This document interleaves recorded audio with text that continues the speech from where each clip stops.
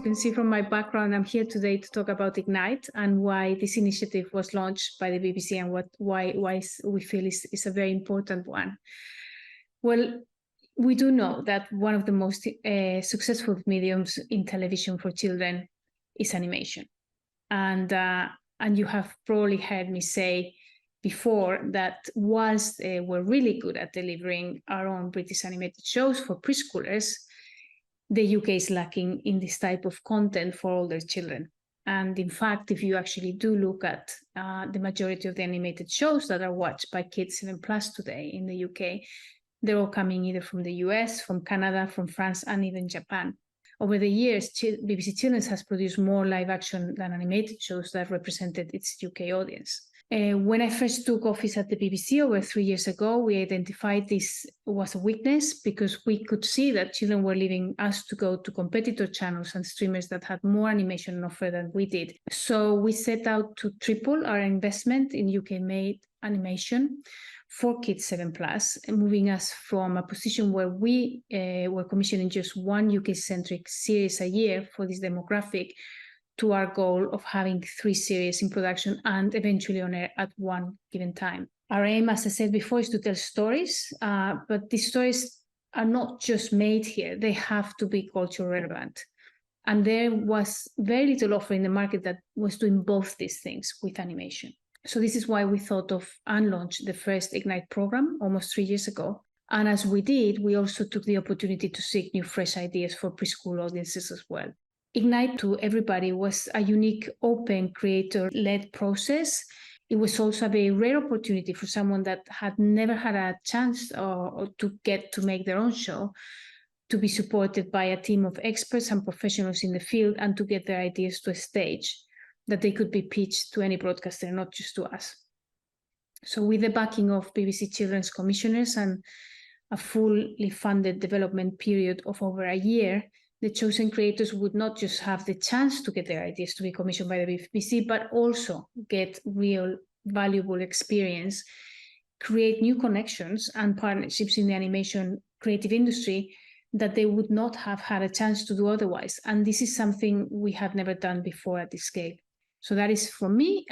Just a big thank you to everyone that participated in the first edition of Ignite, also to everyone that submitted ideas to Ignite 2.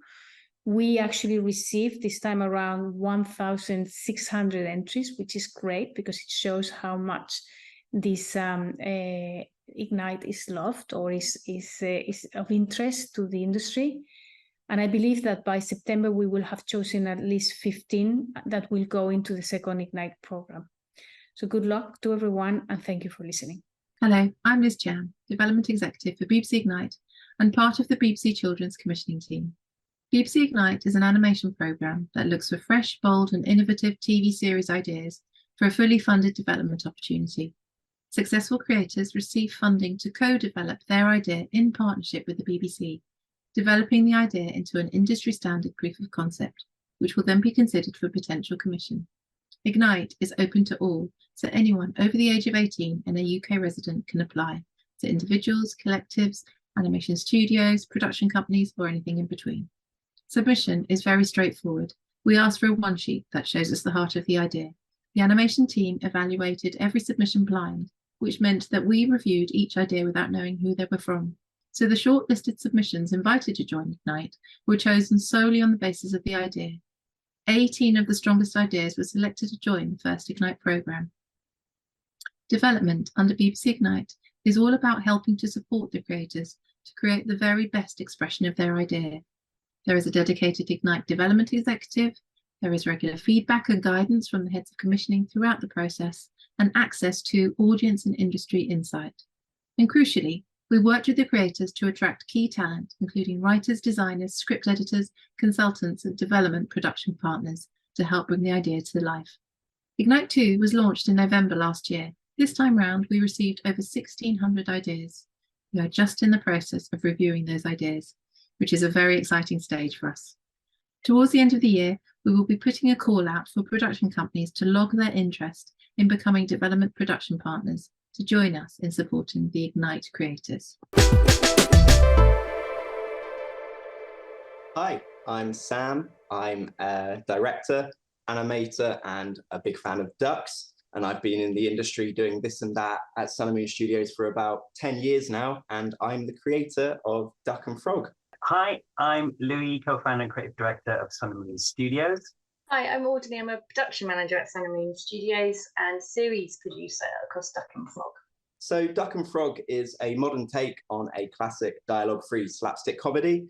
It's meant to be just a silly, energetic bit of fun with a chalk and cheese couple of flatmates called Duck and Frog, and each episode begins with Duck landing himself a brand spanking new job.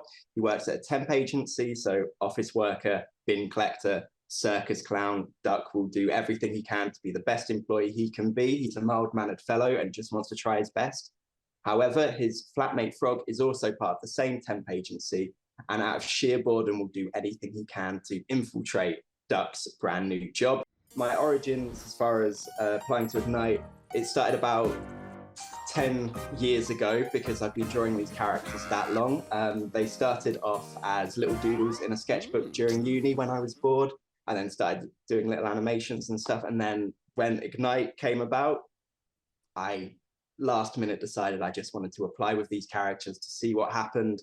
And it escalated very quickly because then I got through to the first round and started developing them with the BBC, just me and the BBC. And when the time was right, where we needed studio backing and sort of a bit of help to get production up and running and doing a bit of animatic work, we got Sun and Moon to help, which was absolutely lovely. So their process, they basically windowed everyone down to a kind of top 10. We were told when it was a top 9 selection, really. And within that, they started to, and correct me if I'm wrong, Sam, develop some pitch Bible assets where you were looking more at the characters. So the characters changed quite drastically from initial sketches. And then it was going through script development, storyboarding, that kind of process quite early on. So Sam was paired with a writer, a production team as well, a lead designer. This sort of environment is often, I imagine it's quite intimidating, talking to sort of like the heads of the BBC about the drawings you do. But it was all done in an environment that made it seem like sort of like my opinion was just as sort of like valid as theirs was, and it was a real back and forth and collaboration to create something we were both very, very happy with. We were invited to go with Sam and the BBC to Cartoon Forum and kind of formally pitch. So it was at that point that we were kind of attached to it as a studio, which was fantastic because we'd done the development work with Sam from a point up to that date anyway. It went well, we had amazing feedback, and we had loads of interested parties approach. And then kind of thereafter was a series of weeks of kind of chatting and then ultimately back over to the BBC. And now we're working with them to kind of finalize those finance plans and move towards a commission, basically. I was going to say, I think so. Like one of the benefits of Ignite, though, was that it was open to absolutely everyone. A lot of these sorts of schemes, sort of like they almost feel that there's a barrier in the fact that sort of like you have to be in the industry and you have to know certain people already. I thought Ignite was really nice because it opened the floodgates that meant that only the idea mattered. And I thought that was incredibly refreshing and super accessible to sort of like, and made so easy to apply. And I think more schemes should look to do that because, yeah, it should never be about sort of like who you know. It should be about sort of like, yeah, what duck you want to draw or what frog you want to draw. I would say as well, I'm a very simple person. I'm a classic cartoon fan, and I'm living this in the same way a Charlie Bucket goes to a chocolate factory. So for me, it's been an absolutely amazing journey, and sort of it's been terrifying at times. It's been sort of like awe-inspiring at times. But I think whatever happens next, I'm just sort of like it's silly to say, but I'm just very grateful that it's even got this far. And it's been a complete life-changing journey, and whatever happens next is just the icing on the cake. Do your idea. Don't worry about what you think the BBC wants, because that means they've probably already got it if you've seen evidence of it. Do an idea you're passionate about, because it's a lot of hard work, but it is definitely worth it if you love the characters and the creation. And I honestly believe that the BBC are looking for sort of actual passion and unique ideas and voices, and they have been great at sort of like helping me develop that. And I think they could see how much I cared about this project, and yeah, that sort of thing helps carry you forward. I'm Sam Morrison. I'm a screenwriter, used to be an animator. I do a lot of preschool stuff, but also older audience stuff with Aardman and with others. And I hooked up with Tanya after seeing an image of hers online and fell in love with the image and thought we should meet up and chat about how we could turn that into something bigger. So I'm Tanya Scott. I'm an illustrator, writer and director based in Greater London. And as Sam said, I created the image that sort of kindled the idea of the Underglow. So after seeing that image, I got in touch with Tanya back in 2017. At that point, we didn't have a plan as such other than to like explore what this thing could be and where it could go.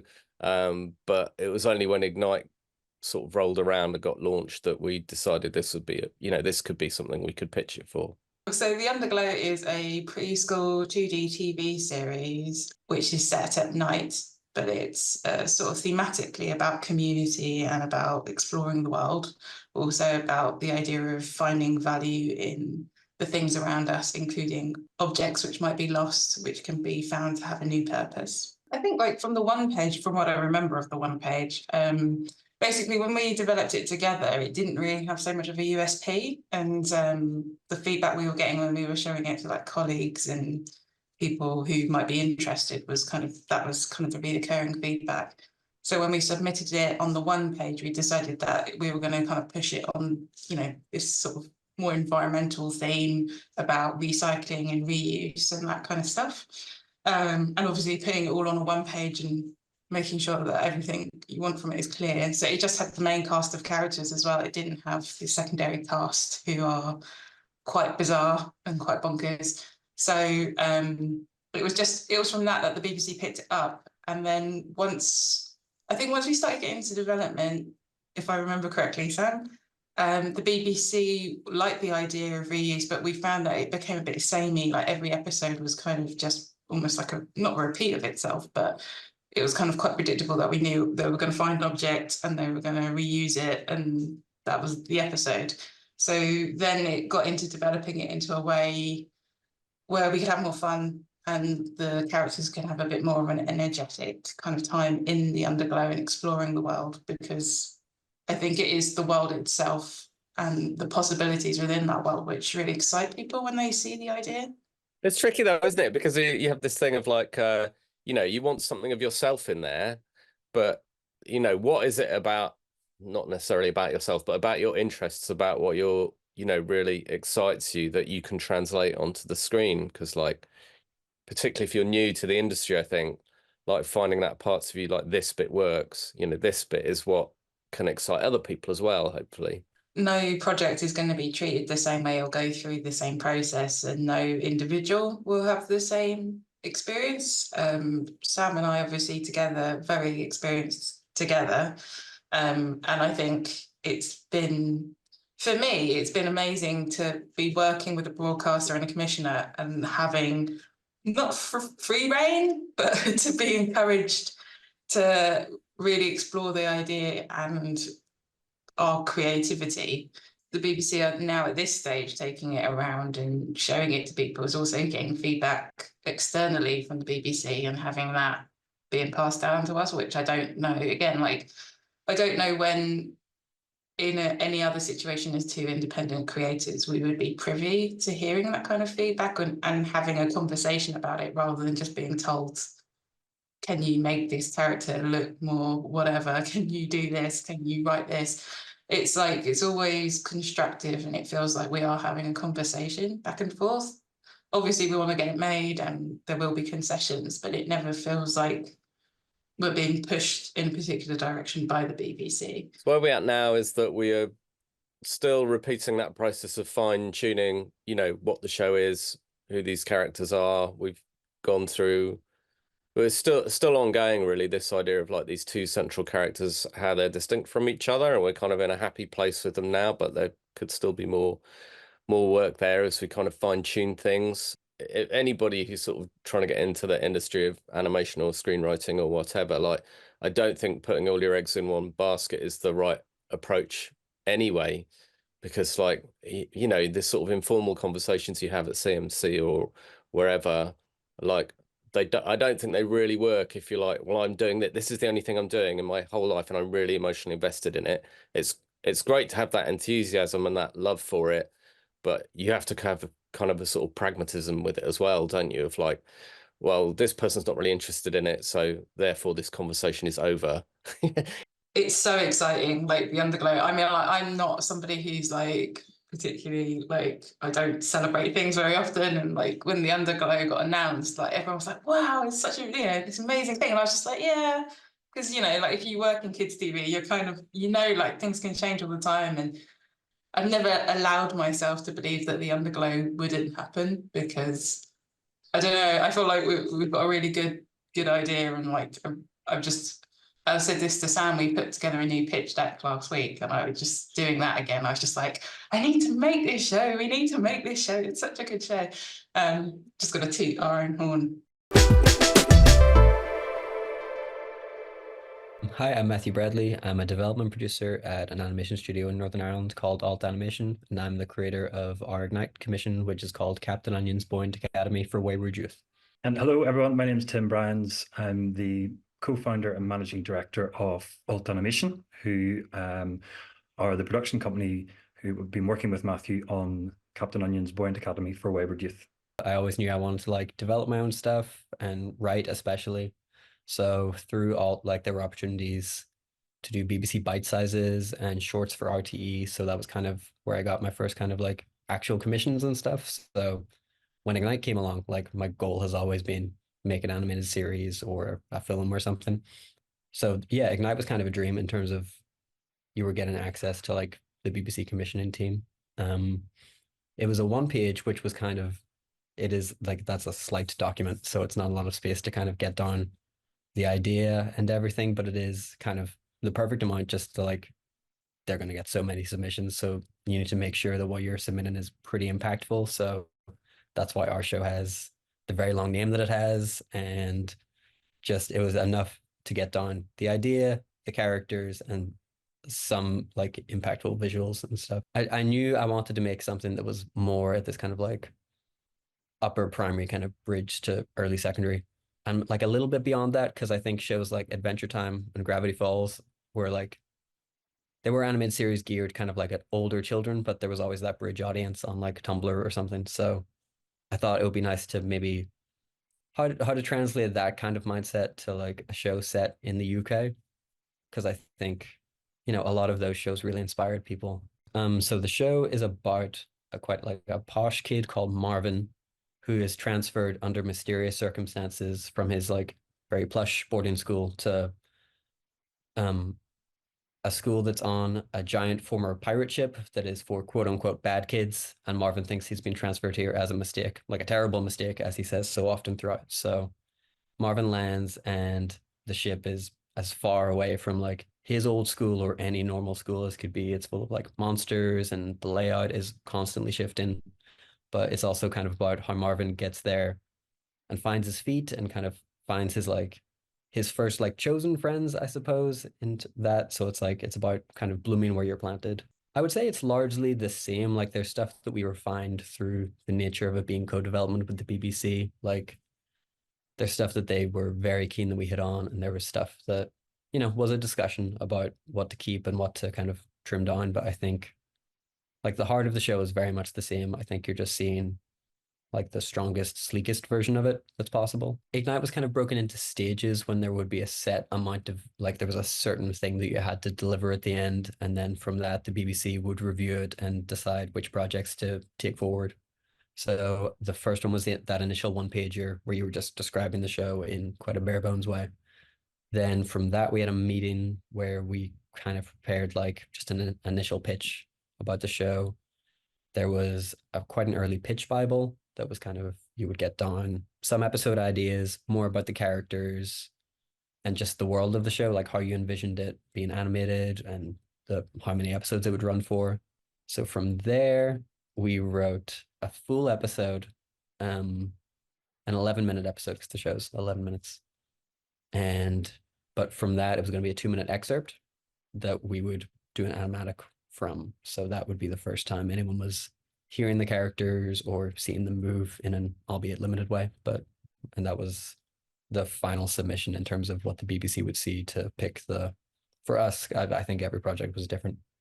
But for us, it was that final 11-minute animatic to decide whether or not to proceed with the show. When he pitched this idea to us, we said, well, let's give this a go. You know, what have we got to lose? Essentially, it was such a new scheme, and we thought let's put this in and see where it leads. And we obviously couldn't have been happier with how it's turned out. But we've been slightly different from a lot of the other applicants in that we have been a company going through the process, whereas a lot of the other people on the scheme were individuals. And there is a certain point in the process where individuals get paired with production companies. One thing I think this the Ignite scheme is so good at is supporting one creative's vision. And I think that's what's been so good about it. This has been Matthew's projects throughout. And the BBC have bought into that. They saw something in it, and that's what they wanted to invest in. We've been to MIPCOM, we've been to Kidscreen, where we've been speaking to potential partners, but we're doing that in collaboration with the BBC so that it's a joint effort, so that they're speaking to people, we're speaking to people, we're coming together and working out what the best paths are. So it's been a real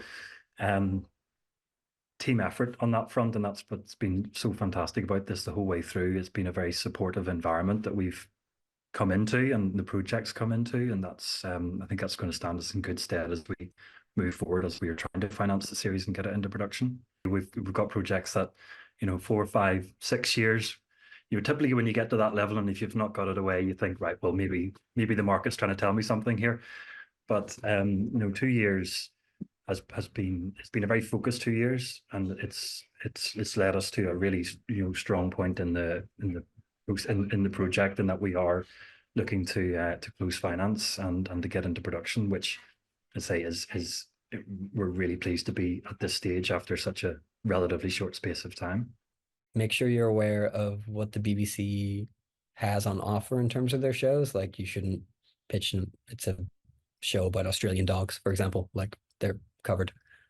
Make the show that you want to make, I would say, because I think they're very able to tell when something is coming from a pure place in your heart, in terms of it's Captain Onion is the show that I wish I had when I was 7 to 12. So